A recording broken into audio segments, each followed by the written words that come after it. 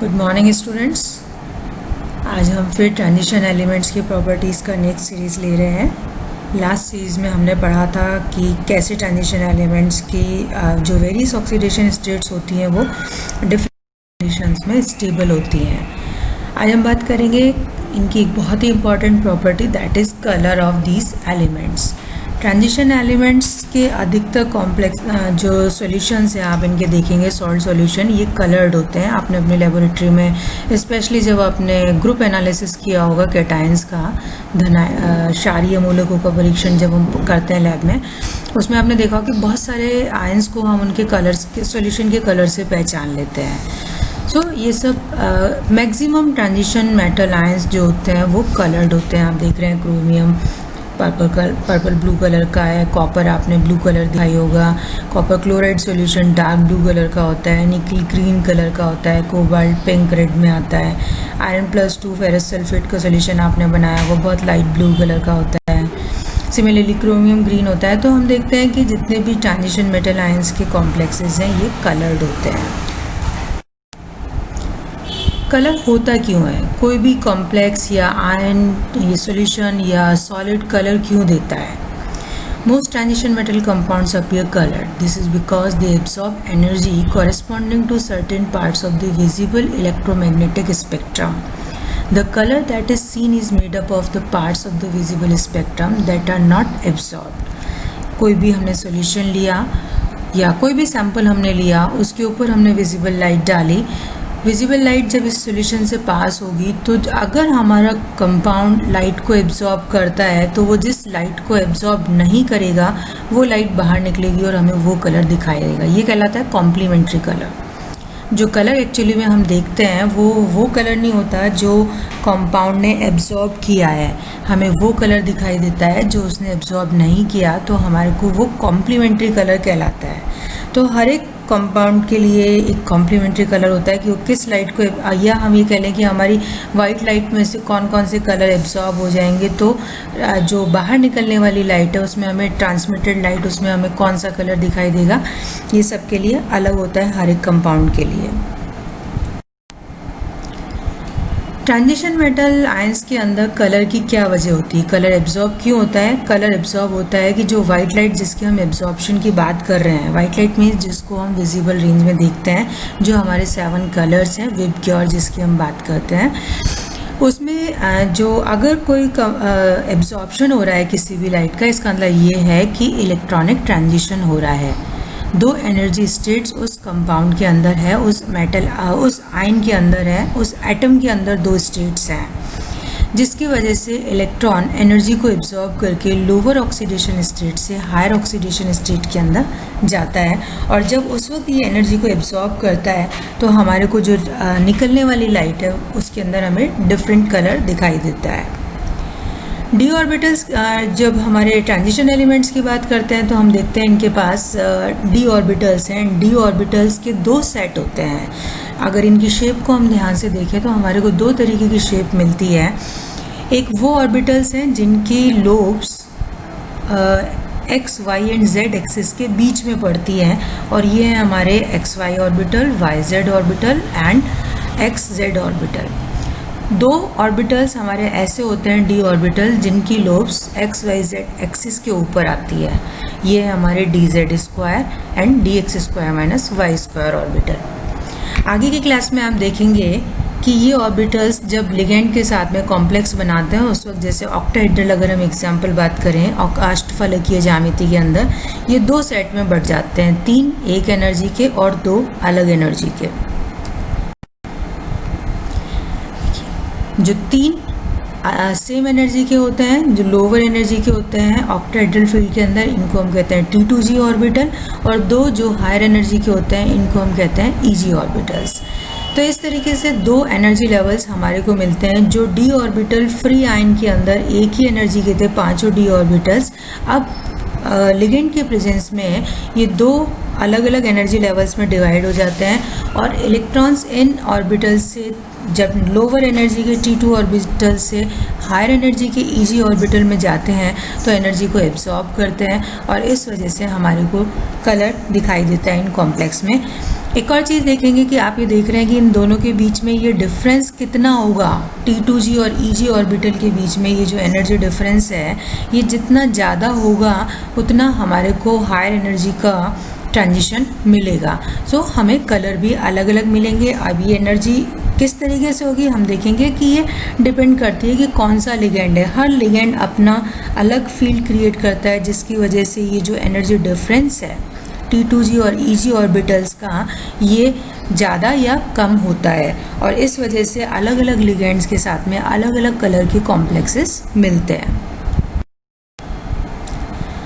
अगर हम simple ions जो बहुत लोअर ऑक्सीडेशन स्टेट के अंदर मिलते हैं, एक्वा कॉम्प्लेक्सेस हमें जो मिलते हैं, उनके अगर हम देखें तो इलेक्ट्रॉनिक कॉन्फ़िगरेशन इनके अंदर आप देखिए कि स्कैंडियम+3 जो है वो D0 कॉन्फ़िगरेशन है। इट मीन्स इसके पास कोई डी इलेक्ट्रॉन नहीं है ट्रांजिशन के लिए। ट्रांजिशन हमेशा अनपेयर्ड इलेक्ट्रॉन का होता है, पेयर्ड इलेक्ट्रॉन्स कभी भी ट्रांजिशन में पार्टिसिपेट नहीं करेंगे। आप हायर क्लासेस में देखेंगे कि ऐसा कोई भी इलेक्ट्रॉनिक ट्रांजिशन जिससे स्पिन में चेंज आ रहा हो वो अलाउड नहीं होता है। स्कैंडियम के केस में आप देख रहे हैं कि कोई भी डी इलेक्ट्रॉन नहीं है, इसलिए इसके सॉल्यूशन कलरलेस होता है। टाइटेनियम+3 इसके अंदर एक इलेक्ट्रॉन होता है, इसलिए पर्पल कलर का सॉल्यूशन होता है। वेनेडियम+3 ग्रीन होता है, क्रोमियम+3 वायलेट होता है, मैग्नीज पिंक कलर का सॉल्यूशन होता है, मैग्नीजियम +2 ऑक्सीडेशन स्टेट। आयरन आप देखेंगे ग्रीन कलर का होता है +2, कोबाल्ट+2 पिंक होता है, निकल+2 ग्रीन होता है, कॉपर+2 ब्लू होता है, एंड अगेन जिंक+2 जिसके अंदर की D10 इलेक्ट्रॉनिक कॉन्फ़िगरेशन है, ये कलरलेस होता है, यानी कि इसके पास कोई अनपेयर्ड इलेक्ट्रॉन ही नहीं है जो ट्रांजिशन शो करे। एक और चीज़ आपको यहाँ बताना चाहेंगे कि ये जो कलर्स आप देख रहे हैं, जो हमने इस टेबल में कलर्स मेंशन किए हैं, ये सब बहुत लाइट कलर के होते हैं, ये बहुत इंटेंस कलर्स नहीं होते हैं। इसकी वजह होती है कि जो मैंने बात की कि इलेक्ट्रॉन का ट्रांजिशन होगा T2G ऑर्बिटल से EG ऑर्बिटल के अंदर, तो इनको हम कहते हैं DD ट्रांजिशन। ये DD ट्रांजिशन जो होते हैं ये फॉरबिडन ट्रांजिशन होते हैं, अलाउड नहीं होते हैं, और इस वजह से ये बहुत कम मात्रा में होता है, जिसकी वजह से हमें लाइट कलर दिखते हैं। तो हम कह सकते हैं, ये जो हमने अभी डिस्कस किया उसके बिहाफ पे हम समझ सकते हैं कि क्यों ZnSO4 and Ti2 white colour के होते हैं, क्योंकि जिंक+2 एंड टाइटेनियम+4 दोनों में ही डी इलेक्ट्रॉन्स, अनपेयर्ड इलेक्ट्रॉन्स नहीं हैं। टाइटेनियम+4 D0 कॉन्फ़िगरेशन का है एंड जिंक+2 D10 कॉन्फ़िगरेशन का है। सिमिलरली जो दूसरा फैक्टर हमने डिस्कस किया था कि लिगेंड फील्ड कितना क्रिएट होता है, उसके आधार पर हमारे को अलग अलग कलर मिलेंगे कॉम्प्लेक्सेस के अंदर। तो अगर हम निकल के 3 कॉम्प्लेक्स देखें, hexammine nickel complex, hexaaqua nickel complex and hexanitro nickel complex, तो amine complex is blue in colour, aqua complex is green in colour and nitro complex is brown red in colour. तो आप देख रहे हैं कि सेम मेटल आयन है, लेकिन oxidation state भी सेम है, लेकिन लिगेंड चेंज हो गया है। तो चूँकि उसने जो स्प्लिटिंग की है तो डी ऑर्बिटल्स के बीच में एनर्जी डिफरेंस को चेंज किया है, इस वजह से इनके कलर भी चेंज हो गए हैं, क्योंकि हर एक ट्रांजिशन के लिए अलग एनर्जी की ज़रूरत होगी। Colour also depends on the number of the ligands and hence the shape of the complex.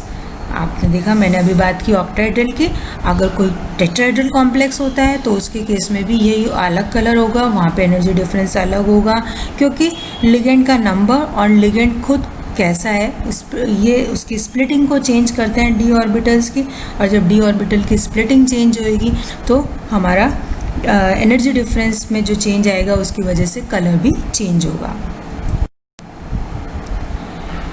एक और चीज़ होती है कलर के लिए, आपने देखा होगा कि जब हम पोटेशियम डाइक्रोमेट या KMnO4 का सॉल्यूशन देखते हैं तो उसमें हम देखते हैं कि वो बहुत ही इंटेंस कलर के होते हैं, जबकि अभी मैंने आपको बताया कि DD ट्रांजिशन जो कि फॉरबिडन ट्रांजिशन होते हैं और उसकी वजह से इनके जो सॉल्यूशंस होते हैं वो बहुत लाइट कलर के होते हैं, डार्क नहीं होते हैं। लेकिन KMnO4 एंड पोटेशियम डाइक्रोमेट कुछ ऐसे सॉल्ट्स आप देखेंगे जो कि बहुत इंटेंस कलर के होते हैं, बहुत डार्क कलर होता है। KMnO4 हमारा पर्पल कलर का है एंड पोटेशियम डाइक्रोमेट जो ब्राइट ऑरेंज कलर होता है, आपने लेबोरेटरी में देखा होगा। तो उसकी वजह होती है कि जब मेटल आयन के ऊपर बहुत ज़्यादा चार्ज हो जाता है, यानी कि जब आपका metal ion higher oxidation state है, like in KMnO4 manganese in +7 oxidation state and in K2Cr2O7 your chromium is in +6 oxidation state. तो उस वक्त लिगेंड के ऑर्बिटल से आप देख रहे हैं इस पिक्चर में डिफरेंट ट्रांजिशन मैंने बताए हैं, जिसमें 2 नंबर का ट्रांजिशन है लिगेंड के ऑर्बिटल से मेटल के ऑर्बिटल में ट्रांजिशन, एंड 3 नंबर का ट्रांजिशन है मेटल के ऑर्बिटल से लिगेंड के खाली ऑर्बिटल्स में ट्रांजिशन। चूँकि इनके ये फॉरबिडन ट्रांजिशन नहीं होते हैं और इनको बहुत हाई एनर्जी की ज़रूरत होती है, इसलिए ये इंटेंस कलर देते हैं। दैट्स वाई हमारे ये जितने भी हायर ऑक्सीडेशन स्टेट के कॉम्प्लेक्सेस हैं ये इंटेंस कलर वाले होते हैं, क्योंकि इनके ऊपर कोई सिमेट्री वो रेस्ट्रिक्शन नहीं होता है, प्रतिबंध नहीं होता है। इसके बारे में आप आगे की क्लास में पढ़ेंगे नेक्स्ट ईयर वाले उसमें कि किस तरीके से ये ट्रांजिशंस के ऊपर हम बहुत सारे रूल्स लगे हुए होते हैं कि ये हर वक्त अलाउड नहीं होते हैं। तो इस तरीके से 2 तरीके के ट्रांसफ़र हमें मिलेंगे। 2 और 3 नंबर का आप देख रहे हैं, 2 है लिगेंड से मेटल में, इनको हम कहते हैं चार्ज ट्रांसफ़र स्पेक्ट्रा, क्योंकि इसमें चार्ज का ट्रांसफ़र होता है लिगेंड से मेटल पे। इसको हम कहते हैं LMCT, ligand to metal charge transfer spectra, या मेटल से लिगेंड में जो हम 3 नंबर के ट्रांजिशन की बात कर रहे हैं इसमें ये metal to ligand MLCT charge transfer spectra. So in higher oxidation state, instead of forming simple ion, oxo ions are formed, क्योंकि जैसे आपको बताया कि इतनी हायर ऑक्सीडेशन स्टेट के अंदर कैटायन के ऊपर बहुत ज़्यादा चार्ज डेंसिटी होती है, तो वो फ्री आयन की फॉर्म में नहीं रह सकता, वो ऑक्सो आयंस बनाता है।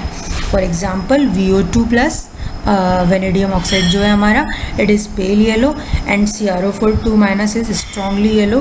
पोटेशियम डाइक्रोमेट आपने लेबोरेटरी में देखा है।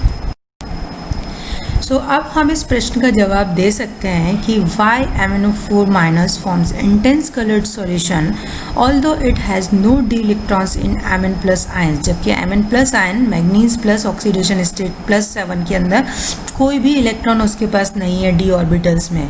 ऐसे में ये इंटेंस कलर किस वजह से, हमारा चार्ज ट्रांसफर स्पेक्ट्रा का जो इसके अंदर हो रहा है उसकी वजह से हमारे को इंटेंस कलर मिल रहा है। So we can say since manganese ion is in +7 oxidation state, it favours charge transfer spectra and hence impart intense purple colour to complex. तो हम कह सकते हैं जब भी हमारा metal ion higher oxidation state के अंदर होगा, बहुत ज़्यादा ऑक्सीडेशन स्टेट उसकी जब होगी, तो उस वक्त वो चार्ज ट्रांसफ़र को फेवर करेगा, या तो मेटल से लिगेंड के ऊपर होगा या लिगेंड से मेटल के ऊपर होगा, और इन दोनों ही कंडीशन में हमारे कॉम्प्लेक्स को इंटेंस कलर मिलेगा। सो ये हमने डिस्कस किया अभी ट्रांजिशन मेटल्स के कलर्स के बारे में, जो इनका एक बहुत इम्पॉर्टेंट फीचर है। Thank you.